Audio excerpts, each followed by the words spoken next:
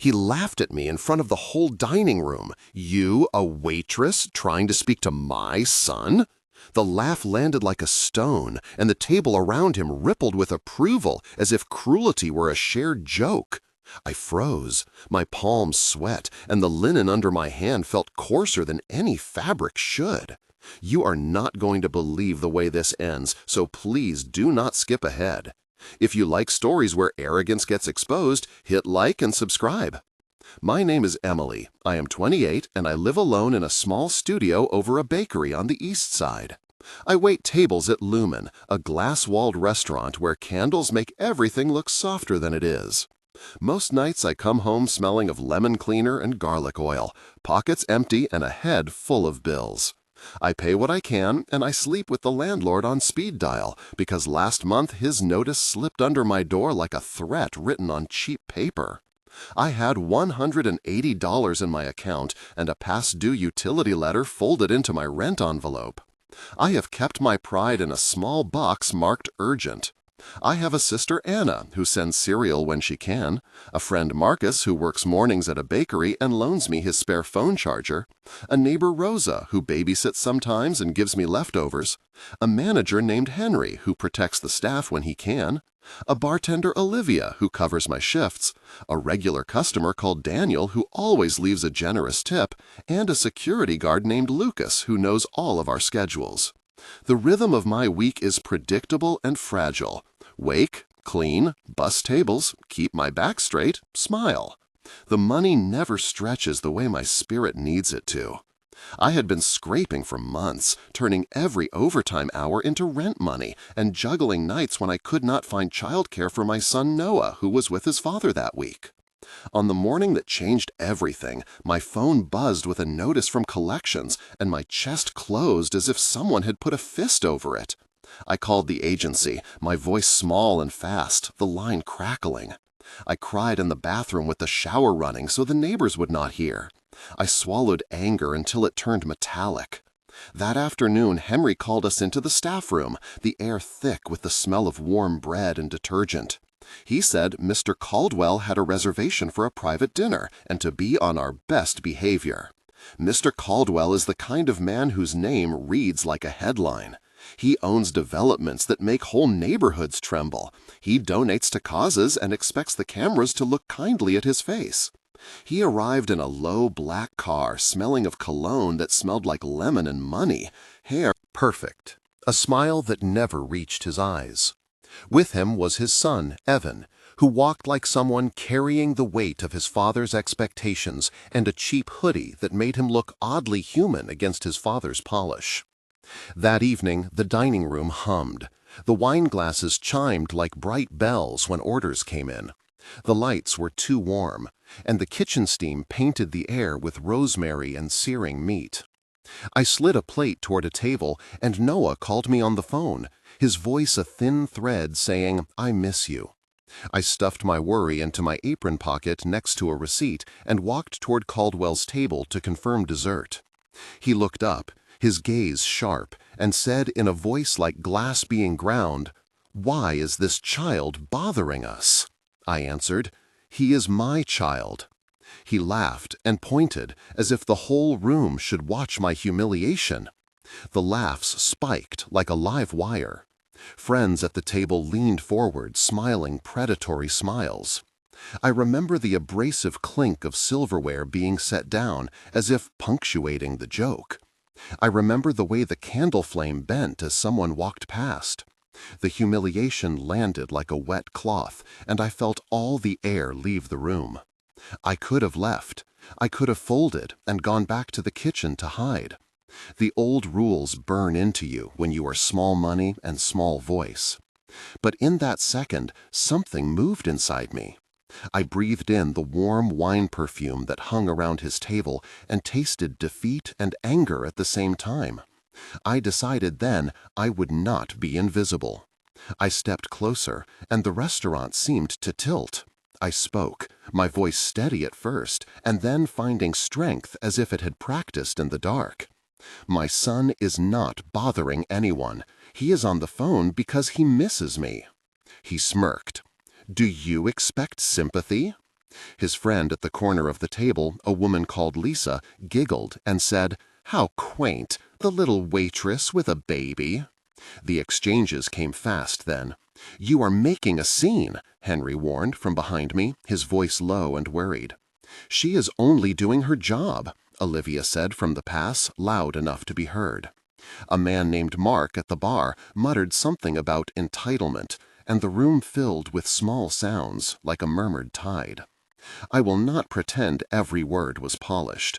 I stammered, they mocked, the manager tried to smooth things over, and the son looked away like someone hating what he was part of. The first clip comes from Daniel, who recorded with an old phone tucked beside his plate. He filmed the laughter, my voice, my hands trembling. He sent it to me later, a private message that would turn public. At this point, if you are feeling anger or a tightness in your chest, know you are not alone. Alone. If you have ever seen someone in power try to make you small, leave a comment below starting with "I saw" and tell us what happened. Sharing helps, and it builds a record that makes us feel less alone. Now, back to that night. The confrontation escalated. I told Mr. Caldwell that people who are hungry do not make jokes about other people's children. He laughed again and leaned in. "You are nothing," he said. "You are a tool." I felt a heat behind my eyes, and a memory came rushing in of my mother standing in our kitchen when the landlord came to deliver notices, of her hands trembling as she made coffee, of the look she gave me that said, "Survive." I thought of Noah and how he had learned to tie his shoes early. I thought of Rosa, who had given me a bag of stew last winter. "I am a person," I said. "I am doing my job. I am a mother." He shrugged as if those words were tedious. "This is entertainment," he said. "She provides us with amusement." And then the son, Evan, who had been quiet, said softly, "Dad, stop." His voice was a small thing in a room full of glass. That word, "stop," changed the texture of the evening. The laughter faltered. You could hear the napkins rustle. The waiter at the far side of the room, a young man named Jamal, put down his tray with a sound like a decision. The scene was messy and human and full of sensory detail the phone camera caught. You could see the shine of sweat on my lip, the way the lemon candied pepper clung to the rim of a dish, the clatter of plates being cleared, the metallic taste of fear, the warm pressure of heat from the kitchen. Daniel uploaded the clip to his feed, and the first 500 views flickered in like moths. Within 24 hours, there were thousands. At first, it was a trickle of comments saying that the restaurant should have handled it better. But then people began to recognize the baritone laugh and to connect dots. The video was shared on social platforms without a headline and then with one that read something like, "Entitled man humiliates waitress." The pace of reaction was a new sound. In the days after the clip spread, I received messages that changed my life. There were offers to speak on local radio from a host named Claire. A lawyer called Sophia sending me a calm message saying she would help pro bono. An activist group named Community First offering to start a petition. And even someone from a national network asking for an interview. My inbox filled with words I had not expected. I woke to mornings buzzing with notifications and the smell of coffee that tasted like possibility. The restaurant felt different. Some customers whispered, and others filmed from their phones like private witnesses in a living room drama. Henry pulled me aside and said, "We will support you. You did nothing wrong." Luke, the security guard, kept his eyes on Caldwell and said, "We are changing the schedule so you do not have to face him again." That comfort was small and large at once. But the turning point came when Evan, Caldwell's son, posted his own video. He sat in a dim bedroom and spoke to a camera with the hesitance of someone stepping off a cliff. "I was there," he said. "I am sorry. My father has always thought people are props. I did not understand how cruel that was. I am trying to do better." The confession came with shaky camera work, with the smell of a closed room you can almost sense through the screen, with a vulnerability that made people listen. The backlash was swift.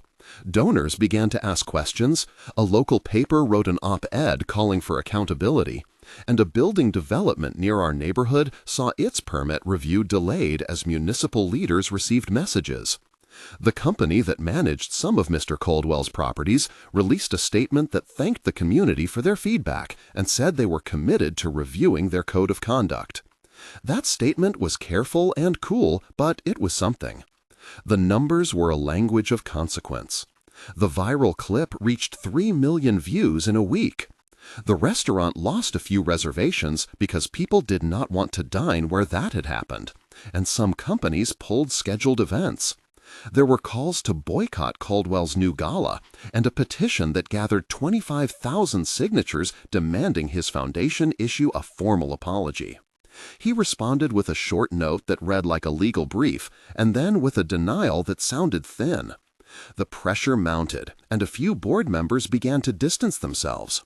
I woke some mornings with my phone hot from messages. I received offers to speak at community panels and a check from someone who said, "Keep going with your truth." The community rallied. People who had been patrons sent flowers and handwritten notes. A former actress named Marisol, who grew up in my neighborhood, contacted me and offered to host a fundraiser to help with my arrears. In a few weeks, there were legal conversations I didn't fully understand, and a public apology issued by the foundation in a statement that used the word regret and acknowledged harm. Caldwell eventually stepped down from a public post, and his company announced a leadership review. I will not pretend the consequences were all neat. There were lawyers and tense meetings, and my privacy was invaded by reporters who wanted every detail. There were nights I could not sleep, and mornings I drank too much coffee. But there were also moments of astonishing support. My sister Anna packed a bag and came to stay a week, bringing with her the smell of lavender and the ease of a blood. Marcus brought pastries for Noah. Olivia kept working shifts with me and refused to let me feel alone. Daniel became a friend who understood timing and record-keeping, and he taught me how to save even a little. The epilogue of this story is long and in 3 parts. 1 month later, I was sitting at a community meeting with Sophia the lawyer and Claire the radio host. We talked about worker dignity and about how to create safer spaces in service industries. The room smelled like strong coffee and paper and the sound of voices making plans. A local council member named Paula promised to introduce a guideline for hospitality training that included respect and complaint procedures. My rent was covered for that month by donations raised through Marisol's fundraiser, and the relief tasted like salt and sugar and a possibility that felt wider than before. People reached out with job offers, and one manager at a nonprofit called Beacon asked if I would consider a role coordinating community meals. I said yes. 3 months later, I had a job interview at the nonprofit. The office smelled like printer ink and citrus cleaner. I got the position, and my title felt like more than a line on a CV. I took a deep breath and remembered my mother and the scraped hands she used to hold me up. The viral video had opened doors and conversations, and I began to speak publicly about dignity in workplaces and about how policies could protect people. I worked with Community First to draft a short training module, and we piloted it with 2 restaurants. There were setbacks. Some nights I still flinched when a laugh sharpened in a room. Some days the press would ring asking for new angles, and I would say no. But there was also growing resilience. 6 months after that night, things looked different in a slow and human way. The foundation established a small grant for local community programs focused on food security.